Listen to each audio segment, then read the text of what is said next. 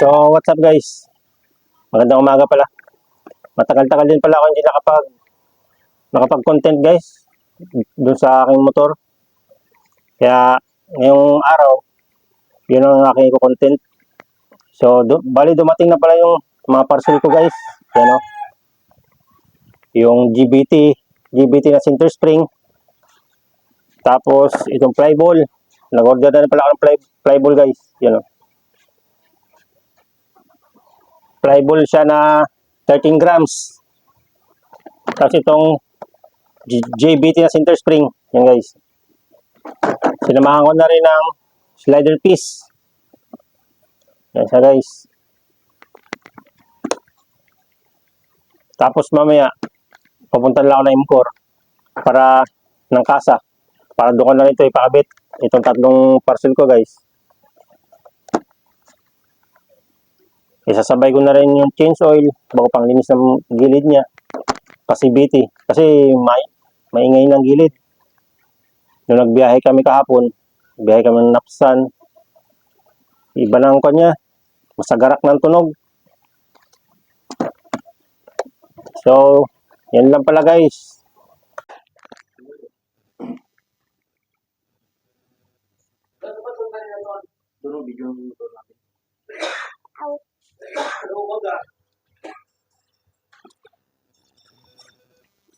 Tiga, naganyan pa ang lakad. Because,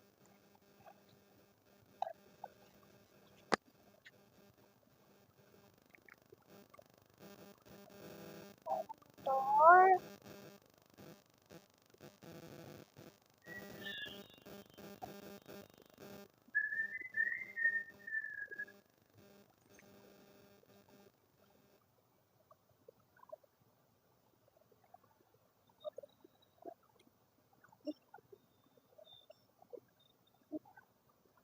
Sorry nga guys, naiyak pa ako doon kanina.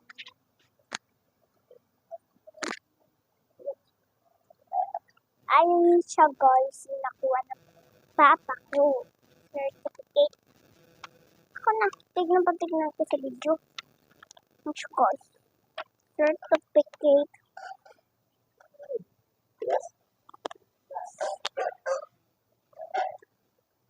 $375 lang pa.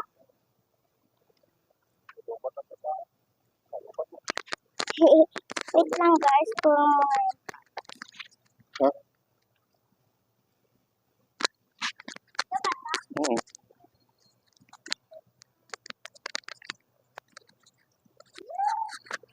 Lubat yan. oh, lubat. Oh. Tignan mo, di ba ito lubat? Tapos matay. Ha? Wow. Oh, hindi lubat. Ha? Mga nag-aabang nung next episode ko, yung sa motor, sa aking Honda Click na si Port. So ayan siya guys. Bali 4 months na pala ito ngayon. Yan siya. Medyo madungis lang kasi galing kami nakaraan sa long ride. Kami ng barkada. So ayan. Mayroon siyang odo na huling vlog ko parang yung odo no nasa 3K o 2K. Ngayon odo niya 4,631 ang odo nito guys. So mababa pa yung odometer niya. Yan siya. 4 months old. Medyo madungis lang. Tinamad na ako mag-washing kasi busy na rin sa trabaho. I-share ko lang pala guys yung bagong experience ko dito sa aking Honda Click. Kasi nakaraan yung pagpalit namin ng slider piece, flyball, bago center spring. Bali nagpalit na pala ako ng panggilid dito guys. Pinalitan ko na yung flyball, center spring, bago pati slider piece. Yan. Share ko na sa inyo yung experience ko sa kanya ngayon. Simulang nagpalit ako ng ng mga panggilid. Sa Sa mga nakaranas ng dragging dyan guys, tsaka yung malakas yung vibrate, sa palagay ko dun galing sa stock yun eh. Yung stock niya na flyball, pati yung center spring niya, yung stock. Kasi simula nung nagpalit ako guys, napakaganda drivean, napaka-smooth. Tapos hindi na siya yung matagtag. Yung takbo niya hindi na yung matagtag siya, yung nag-vibrate siya. Simula nagpalit ako nun guys, napaka-smooth na dalhin, napakaganda yung arangkada. Compare do sa kanya, sa dati niya, sa stock. Tapos yung flyball niya pala na stock dati guys, yun medyo may mga basag na. Ang dami nang yung mga gas-gas, yung mga tuklap sa gilid ng flyball niya. Sayang nga hindi ko nadala eh, para makita nyo rin sana. Pati yung slider piece nya, napakalaki na ng clearance. Kaya ayun, naisipan ko na magpalit.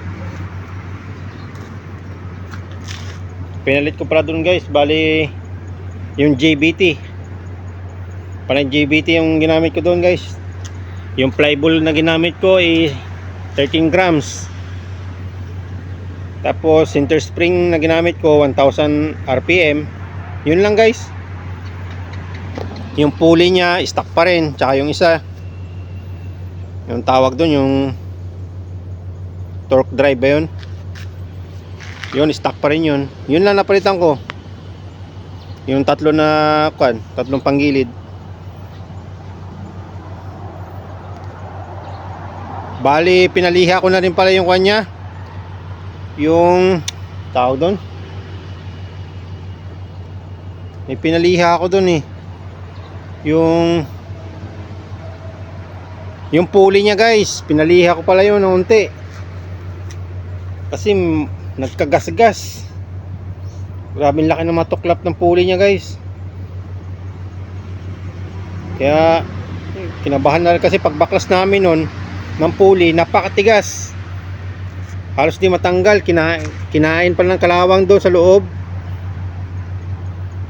Nagulat nga ako eh, biglang stuck siya, ang tagal namin natanggal. Tapos kakasundot-sundot namin yun, nasugatan, natuklap yung ibang gilid niya. Kaya buti na lang nagawan din namin ng paraan. Yun, niliha lang namin ng pino, yung makinis. Kala ko may sira na eh, pero bibili naman ako ng pulley. Buti na lang nagawa ng paraan guys. Doon kami nagkamali sa pagsikwat sa kanya. Kakamadali na kasi namin nun eh. Grabing stock niya kasi, kinain siya ng kalawang sa loob. Sayang nga eh, lobat kasi ang cellphone ko ng araw na yun. So yun lang guys, dyan lang yung update ko sa aking motor. Stock pa rin ang iba niyan, makina, lahat ganun. Napalitan ko lang, yun lang, yung flyball, center spring, yun lang, tsaka yung slider piece nya. Yung iba stock pa rin. Sa gasolina ganun pa rin guys, matipid pa rin siya. Bali yung 1 liter nya umabot ako ng 45 eh, 45 km per liter. Matipid, smooth dalhin. Pero ngayon mas maganda dalhin siya, mas smooth kaysa dati. Dati yung stock niya dati para matagtag eh, ang lakas ng vibrate. Ngayon napakasarap dalhin simula nagpalit ako nung panggilid.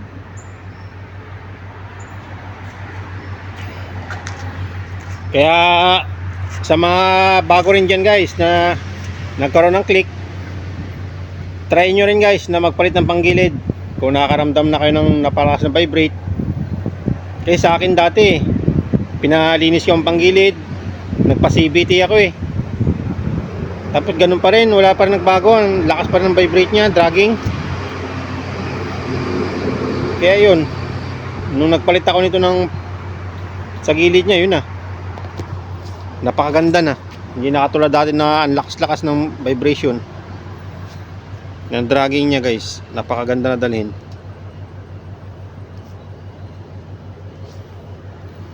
Yan siya guys oh. Medyo madungis lang. Kasi kakagaling lang namin nakaraan sa long ride.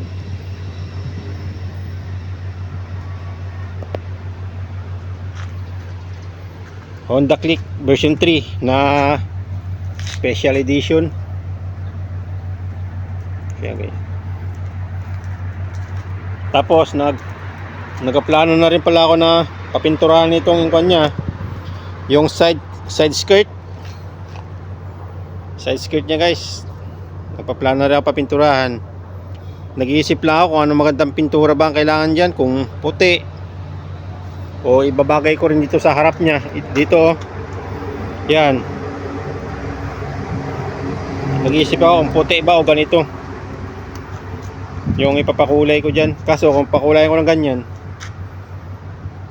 baka hulihin na ako ng LTO. Kasi nakalagay sa papel sa ORCR niya kulay puti.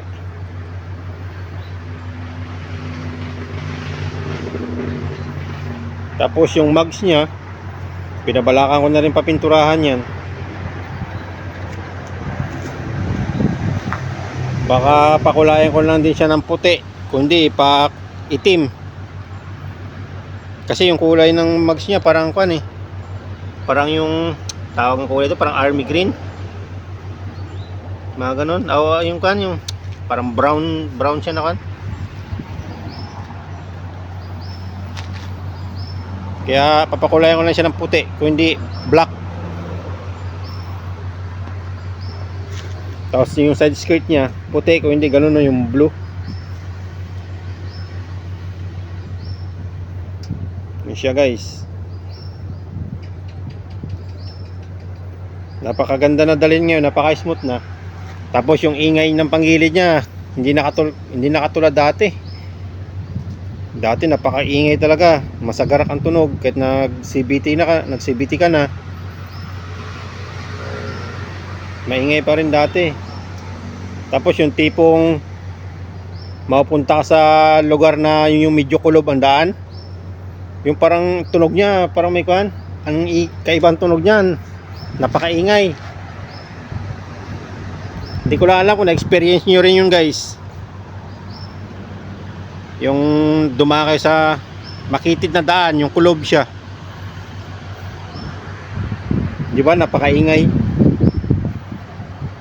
Ngayon smooth na, simula nagpalit ako ng panggilid.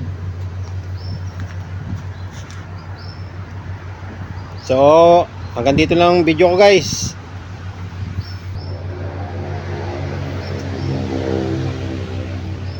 So dito lang ang video natin guys. Ride safe everyone.